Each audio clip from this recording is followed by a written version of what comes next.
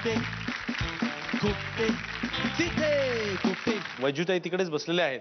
खरं तर माझे काही प्रश्न आणि त्याच्यानंतर आम्ही लोकांच्या प्रश्नाकडे वळतो, पण आज थोडं उलटं करणार आहे. मी लोकांचे प्रश्न आधी ऐकणार आहे आणि त्याच्यामधला पहिला प्रश्न माझी इच्छा आहे की वैजूताईंनी विचारावा. विनय अनेक चित्रपटात राजकारण्यांची भूमिका करतो. कधी मंत्री असतो, कधी नेता असतो, कधी काय. तर मला एक असं विचारायचं होतं की तू प्रत्यक्ष राजकारणात प्रवेश करणार का? वाव,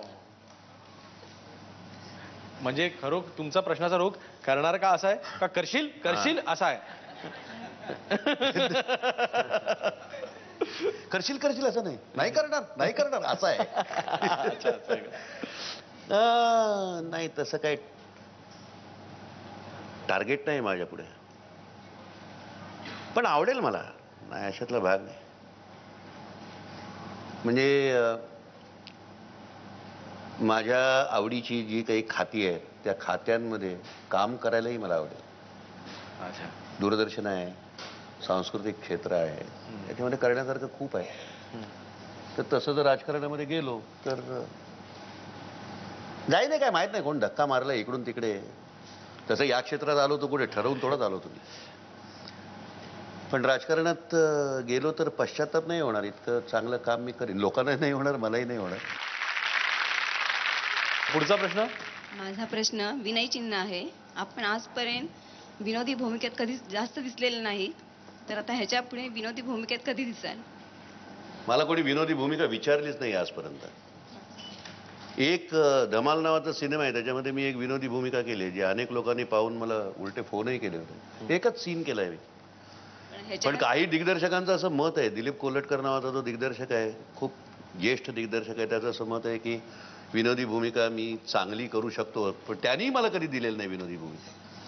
कदाचित एकूण ॲपिअरन्स, एकूण रूप असं बघितल्यानंतर हा विनोद निर्मिती करू शकतो याच्यावर फारसा कोणाचा विश्वास नसावा बहुतेक. पण मला कोणी विचारलेलं नाही. विनोदी नाटकं मी केलेली आहे, नाटकांचं दिग्दर्शन मी केलेलं आहे, पण मला विनोदी भूमिका कोणी नाही विचारली. केली तर मी जरूर करेन. पुढचा प्रश्न. सुधीरजी, आजपर्यंत तुम्ही बऱ्याच जणांच्या मुलाखती घेतल्या, पण कदाचित अवधूत गुप्तेंची मुलाखत घेण्याचा प्रसंग तुमच्यावर आला तर तुम्ही काय जाणून घ्याल त्यांच्याकडून? म्हणजे तुम्हाला काय वाटेल त्यांच्याविषयी? अवधूत गुप्तेंची मुलखात घ्यायची हो. झाली हा, तर तुम्हाला मला काय जाणून वाटेल? घ्यायला आवडेल की त्याला खरंच मनपूर्वक गायचं आहे, चित्रपटाची निर्मिती करायची आहे, सूत्रसंचलन करून आमच्या याच्यावर पाय ठेवायचा आहे, काय नेमकं करायचं आहे. पण त्यांनी काही केलं तरी तो ते मनपूर्वक करेल. म्हणजे आमची आता तो मुलाखत घेऊन इथे बोलवलंय म्हणून म्हणत नाही, तो एक छान मस्त निर्मळ दिलखुलास असा आमचा मित्र आहे. त्यामुळे त्याला जरा कैचित पकडणारा प्रश्न विचारताना थोडं जड जाईल, पण तो स्वभाव असा आहे की विचारायचं झालं तर विचारणार हे नक्की. पुढचा प्रश्न. माझा प्रश्न सुधीरजींना आहे की त्यांनी आजपर्यंत ज्या मुलाखती घेतलेल्या आहेत त्यात अशी कठीण अशी मुलाखत आपल्याकडं घेतली गेली काय, आणि कठीण वाटलं का एखादी मुलाखत घेताना आपल्याला? हा, एकच मुलाखत घेताना मला कठीण वाटलं, कारण त्या व्यक्तीला मुलाखत द्यायला कधी आवडत नसे. त्यांचं नाव ज्येष्ठ उद्योगपती, आता ते नाहीत आपल्यामध्ये, शंतनुराव किर्लोस्कर. आणि त्यांचं फार नेमकं म्हणणं होतं, ते म्हणायचे माझी इंजिनं बोलतात ना, मी वेगळं कशाला बोलायला पाहिजे, त्याची गुणवत्ता उत्तम असेल तर पुरेसं आहे. आणि हे नेमकं होतं अगदी म्हणणं. तर अशा वेळेला मी काय करतो, ज्यावेळेला समोरची व्यक्ती फारशी बोलायला उत्सुक नसते आणि आपल्याला तर बोलणं करायचं आहे, बोलकं करायचं आहे, त्यांच्याकडनं काही काढून घ्यायचं आहे, अशा वेळेला मी त्यांच्या आसमंतातल्या लोकांच्याकडनं त्यांचे वीक पॉईंट माहिती करून घेतलेले असतात. तर मला सतीश आळेकरनी शंतनुराव किर्लोस्कर, त्यांना फॅमिलीमध्ये बाबा म्हणत, त्यांचा एक वीक पॉईंट सांगितला होता की त्यांना ऑपेराज जगभरचे विलक्षण आवडायचे, त्याचं कलेक्शन होतं आणि त्याच्याबद्दल बोलायला खूप आवडतं. म्हणून मी मुलाखतीतले नेहमीचे प्रश्न सगळे बाजूला ठेवले आणि ऑपेराचा प्रश्न काढला. त्याबरोबर त्या ऑपेरावर भरवून बोलायला लावले. मला बंगल्यामधला ऑपेराच्या ठिकाणी नेलं, दाखवायला सुरुवात केली.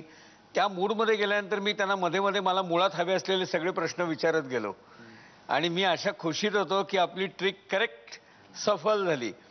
पण सगळी मुलाखत होऊन मी निघायला लागल्यावर त्यांनी मला पुन्हा जवळ बोलवलं आणि मला म्हणाले, गाडगीळ, माझा ऑपेरा हा वीक पॉइंट काढून माझ्याकडनं सगळं काढून घेतलं हे मला कळलंच नाही असं समजू नका. मला सगळं कळलं, फक्त मला हा पॅटर्न आवडला म्हणून मी उत्तरं दिली. याच्या पुढे कधी कोणाला असं गृहीत धरत जाऊ नका. सुधीर काका, तुम्ही इतक्या मुलाखती घेतल्यात तर कधी तुमच्या मुलाखतीवरनं वाद झाले का? मुलाखतीवरनं वाद नाही झाले, माझे झाले ते मुलाखतीमध्येच जागेवरच झाले. म्हणजे दिल्लीमध्ये नाना पाटेकरची मुलाखत घेत असताना त्याच्या छान मैत्रीतल्या स्वभावानुसार तो माझ्या वाटेला गेला, मी त्याच्यावर प्रतिटिप्पणी केली. मुलाखतीला सुरुवात करण्यापूर्वीच तो एकदम म्हणाला की 1 मिनिट, हा माझ्याबरोबर नाटकात काम करत होता पण याला अभिनय कणमात्र येत नव्हता म्हणून मी याला काढून टाकला, म्हणून हा निवेदक झाला. तर याला निवेदक म्हणून जर काही श्रेय द्यायचं असेल तर मी त्याला जबाबदार आहे. असं म्हणता क्षणी मी माईक ताब्यात घेतला आणि म्हटलं, तुम्हाला लक्षात आलं का रसिको, काहीही विचारलेलं नसताना एखादी व्यक्ती स्वतःबद्दल काही बोलायला लागते त्यावेळेला त्याच्या मनात काहीतरी न्यूनगंड असतो. नाना, तुझ्या मनात कुठला न्यूनगंड आहे रे? असं टोले प्रतिटोले. नानाच्या बाबतीत एक फार छान काय माहिती का, त्याच्या अनेकदा मुलाखती घेतल्यात. तो कायम फ्रेश त्याचा कुठल्याही मुलाखतीकडे बघण्याचा अप्रोच असतो आणि दरवेळेला तो अशी काहीतरी मुद्दाम नाटकीपणा नाही, नाट्य छान आणतो, निर्माण होतो आपोआप आणि मजा येते. विनय काका, तुमच्या लेखी आयुष्य म्हणजे काय? आयुष्याची व्याख्या काय? अनुभवलेल्या हजारो क्षणांची गोळाबेरीज. चांगले क्षण, वाईट क्षण, अपेक्षित क्षण, अनपेक्षित क्षण, जे काही सगळं आपण अनुभवतो हे सगळं जर एकत्र केलं तर मला असं वाटतं की ते आयुष्य आहे. आयुष्याच्या ह्या वळणावरती कोणाला मिस करता? आईला. आई माझी खूप जवळची मैत्रीण होती. म्हणजे वादविवाद सुरू झाले की अरे तुरे करायचो मी तिला, नावाने हाक मारायचो, कुमुद तुझं हे बरोबर नाही, मला इतकी मैत्री होती आमची. मी खरं बोलायची जर वेळ आली तर मी बाकी कोणाजवळ कदाचित बोललो नाही किंवा बोलणार नाही, ते मी आईजवळ बोलत असे. तिला मिस करतो मी.